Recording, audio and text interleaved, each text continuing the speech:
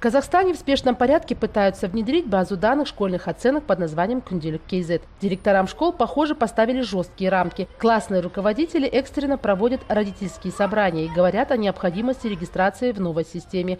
Для этого у родителей запрашивают все личные данные – номер удостоверения личности, адрес проживания и даже индивидуальный идентификационный номер. Почему мой ИИН привязывают к этому электронному дневнику, а не, например, хотя бы электронную почту или номер телефона? Все-таки ИИН – это личные данные. В принципе, мне вот сейчас этот электронный дневник не нужен. Мой ребенок учится в 3 классе, я прекрасно знаю, как он учится. У него есть этот бумажный дневник.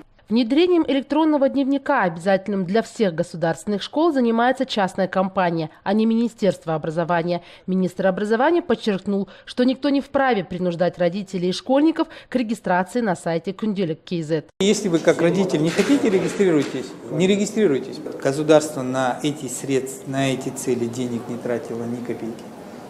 Электронный дневник – это частная инициатива компаний, которые хотят, видят в этом преимущество какого-то определенного рынка. Уполномоченный по делам ребенка в Республике Казахстан депутат парламента Загипа Балиева полагает, что ответственность за внедрение онлайн-дневников лежит на Министерстве образования. Образование – это обязанность государства, поэтому необходимо соблюдать госстандарты. Любая частная компания не может прийти в школу и сказать «я буду внедрять то или это». Сперва они должны получить разрешение у родителей. Второе – нужно соблюдать права ребенка, поэтому Минобразование не должно допускать такого. У жительницы Астаны Аселима Бельдиновой в школе учатся 3 детей. И всех 3 одновременно зарегистрировали на сайте электронного дневника. Когда я зарегистрировалась на Күнделік КЗ, я вошла на сайт и удивилась тому, что это практически та же самая социальная сеть.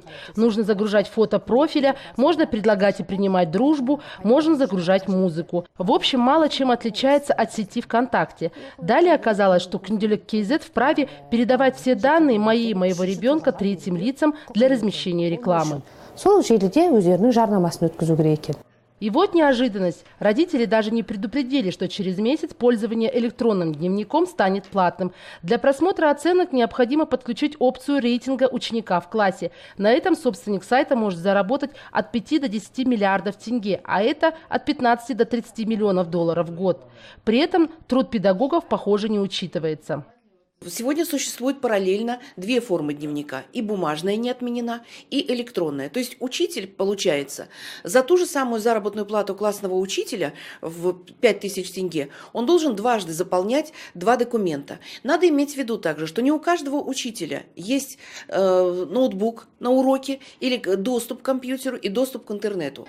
Электронные дневники в Казахстане действовали и раньше. В некоторых регионах школы пользовались разработками местных IT-компаний. Теперь частная компания, созданная всего 9 месяцев назад, с ведома Министерства образования решила объединить всех в единую сеть. Күнделік КЗ создан на базе платформы Дневник.ру, поэтому и оплата за услуги сайта будет из тенге конвертироваться в российские рубли. Вводимый дневник, он противоречит тем принципам, которые сегодня объявляет Министерство образования и науки, когда говорит о том, что у нас будет индивидуальный подход, что у нас будет учитываться психическое состояние ребенка. Здесь тоталитарный контроль за ребенком.